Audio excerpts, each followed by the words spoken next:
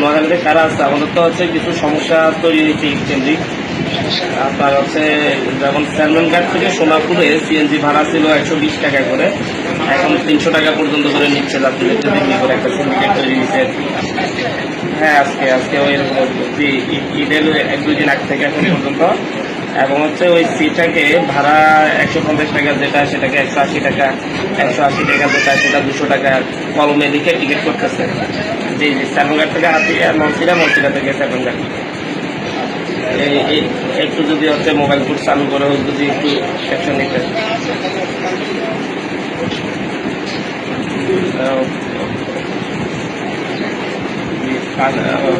পাশাপাশি হচ্ছে ঢাকা হাতিয়া থেকে ঢাকার লঞ্চ যেটা, ওটা তো কেবিন সিন্ডিকেটের অভিযোগ পাওয়া যাচ্ছে আর কি, যদিও এটার তথ্য প্রমাণ নেই। আপনারা একটু যদি দেখছেন এই উপলক্ষে একটু জলদি